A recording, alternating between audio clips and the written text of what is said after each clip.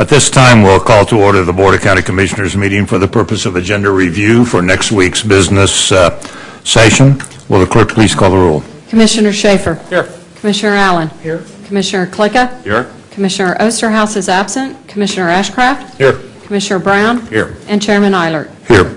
We do have a quorum present. Would the clerk please read the proposed consent agenda items?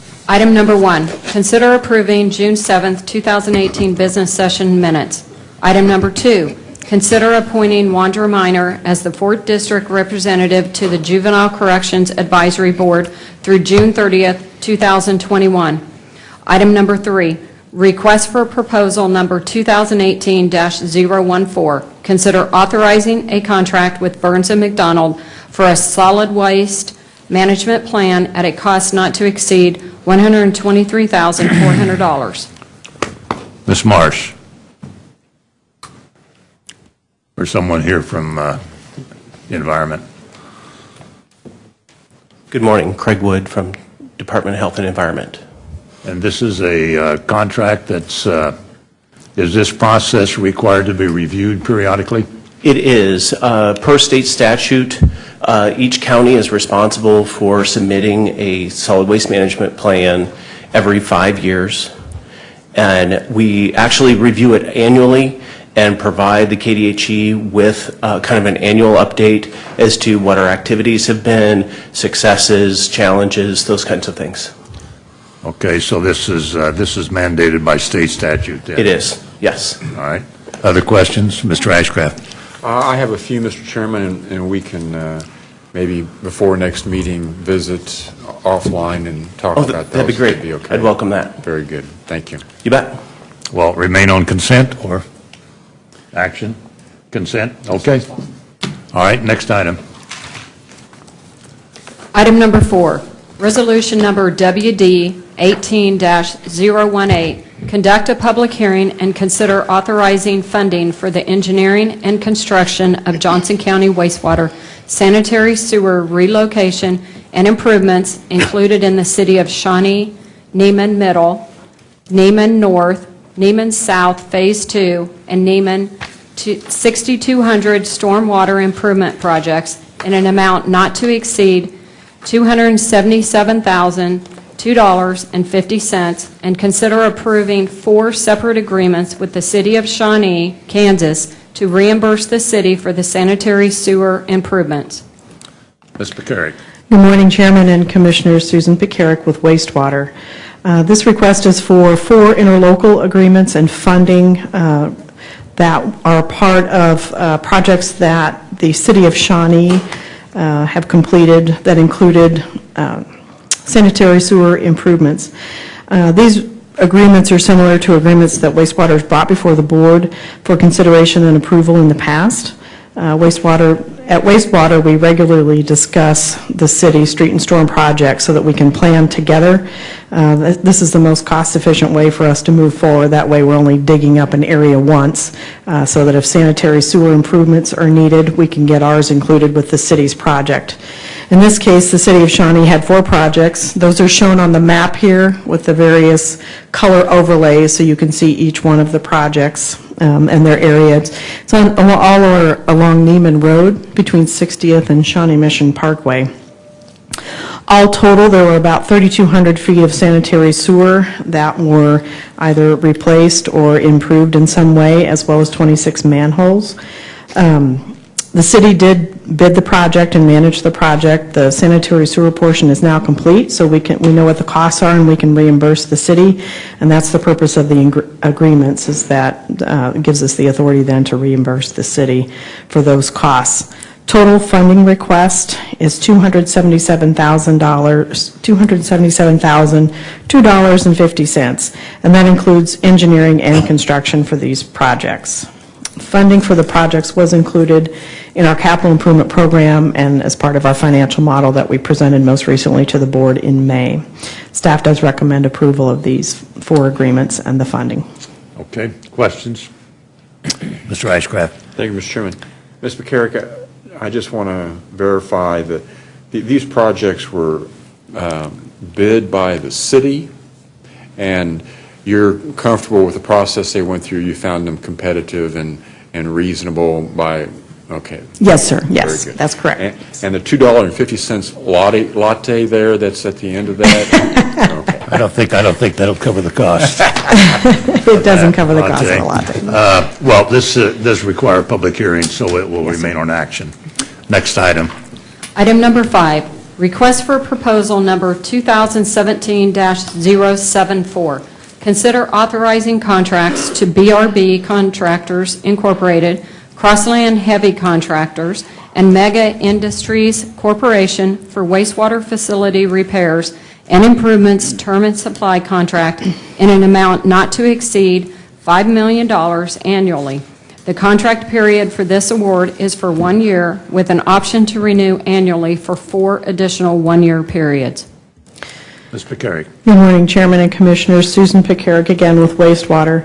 I do have a PowerPoint for this agenda item, but knowing that we have some time constraints, I'll move through it rather quickly, and so please stop me if you have questions.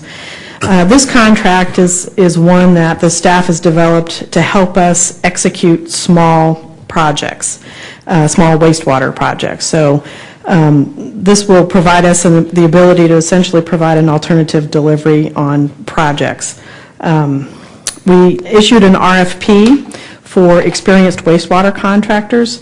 The advantage to getting experienced wastewater contractors under contract to help us execute these small projects is that we can bring them in, get their ideas, help us save time and money, also helps us save engineering dollars because then we don't have to go through a whole complete development of contract documents where you've got plans, you've got front-end documents with all the contract requirements.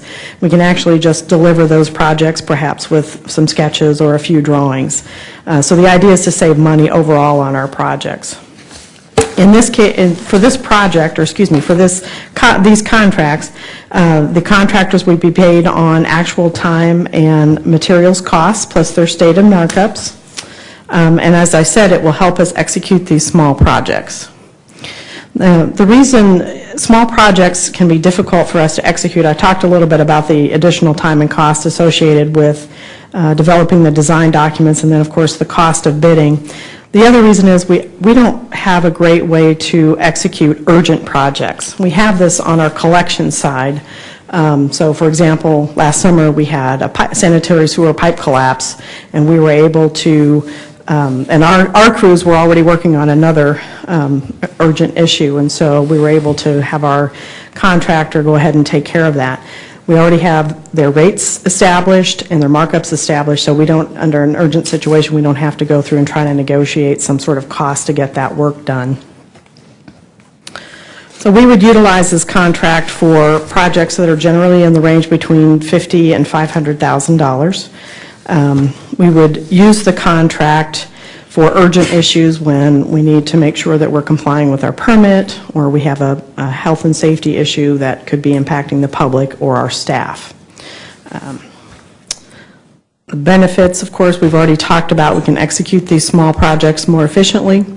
And again, it helps us, we can provide cost control and transparency here because they're only getting paid for their time and materials to complete the project. Of course, they would have to submit receipts for any of the materials that they would be providing under the project. 8 firms submitted written proposals for the contract. 7 were selected as finalists to move forward and were interviewed. 3 were selected and are recommended to award the contract. That's Crossland, BRB, and Mega Construction. And up on or hopefully on your screens here, you're seeing how the RFP scoring laid out. We evaluated the contractors for project experience, contract understanding, and their approach to the contract, their personnel and the resources that they have, and then, of course, their interviews, and then cost. So cost and project experience were rated 30%, and then the others make up the remaining 100% of the scoring. The selection committee was made up of Johnson County wastewater individuals, and we also had a member from Johnson County Public Works on the selection committee as well. Staff does recommend awarding the contract to the 3, so I'll be happy to answer any questions. This brings to mind an item I saw in the news the other evening. Metro City This happened to be a water line break, but the crews were busy at other places around the city. It was going to be 24 or 36 hours before anybody could even attend repairs. So I think this is a good answer to those kind of situations. Absolutely. Other questions? Mr. Ashcraft. Thank you, Mr. Chairman. I have a number of questions, and maybe Ms. McCarrick would visit with me before next week. And thank you. Sure, thank you. All right. Well, this will remain on action. Next item. Item number 6, Charter Resolution Number 043-18. Consider adopting and revising the Civil Service Board regulations and procedures applicable to certain employees in the Johnson County Sheriff's Office, superseding and replacing the existing Charter Resolution Number 040-08, relating to the membership, responsibilities, and procedures of the Civil Service Board. Mr. Jarrett. If it please the Board, Don Jarrett, Chief Counsel, what is being presented to you is a charter resolution. Those do require a supermajority vote, so we will need 5 votes minimum to pass the charter. It also has to be published and set out there for 60 days before it becomes effective, for a protest period to see if a petition is filed requesting that it be presented at an election. If we get a petition, then we have to put it on a ballot for election or withdraw it. The charter resolution that's in front of you has to do with our Civil Service Board. The Civil Service Board is a statutorily structured item for the uniformed officers of the Sheriff's Department. In 2003, we first chartered out of the state statute. What that basically means is that we pass a charter resolution that says those statutory provisions will not apply to us, and that we will provide substitute provisions for them. The reason we did that is that they are statutes that were created back basically in the 50s and 60s. And as you are well aware, personnel matters for public employees changed dramatically through time, and the statutes did not. So in 2003, we first chartered and set up our own procedures and mechanisms for the Civil Service Board here in Johnson County. That was amended again in 2008. Beginning in 2017 with the change in the elected sheriff position, we put together a group of folks from the Sheriff's Office, from our HR department, from legal, and representatives of the current Civil Service Board to review all of the procedures and provisions of the charter resolution and the processes that the Civil Service Board utilized. That group has worked diligently to get these changes in format, and that's what's being presented to you today. It is a substantial rewrite of the charter resolution that we had before, but most of it is procedural and administrative. That is how the Civil Service Board meets, how it reviews items, what things come to it from the Sheriff's Office, those types of things. The primary substantive pieces, that is the Civil Service Board, still does review all promotion requests, still does review and make sure that the sheriff is using appropriate testing and standards for doing promotions, that the Civil Service Board does in fact review all hirings, that the hirings are based upon those most suitable for the positions, and the provisions for hearings for disciplinary and termination matters that go through the Civil Service Board. Those substantive provisions on protections are all still there. The administrative provisions and how its procedures are done have been changed. We did give you a memo that tried to outline some of those. It's a 5-page memo, so you can see that most of the provisions were changed, but they're basically, again, the administrative provisions. If you want a sit-down meeting, either I or Denise Howard from my office, who does our HR work, or somebody from the Civil Service Board or Sheriff's Office will be glad to meet with you. The sheriff does recommend approval, our office recommends approval, and HR recommends approval.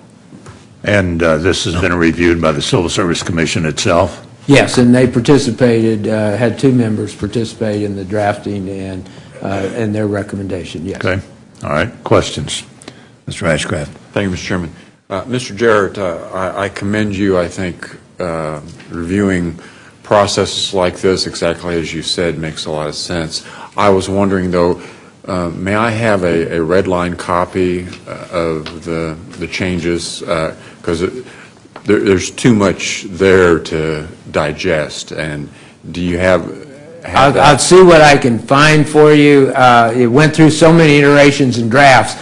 I don't know that we actually have one that goes from what was to what's here easily, but I'll find what we've got for you. But we've been through a number of iterations of drafts over the year. But I'll get you something. I don't care about all the iterations, but the before and after. I mean, I was trying to look at it, and it is extensive, and without the red line, it was really impossible to follow. Sorry. I'll see what we can find for you that's readable. Okay. Yes. Thank you. Okay. Any other questions? Well, this will remain on action. One other, this is a charter change, is that right? This is a charter resolution. So it will require a supermajority or We have to have at least 5 votes, yes, sir. 5 votes? 2/3. Okay. All right, thank you. Are there any other items? No, sir. Okay, that concludes our agenda review. We continue in the recess from our regular business session, and at 10:35 we'll begin our executive session. Or excuse me, 10:30 for 35 minutes. Okay? Thank you all. Thank you. Thank you, Mr. Chair.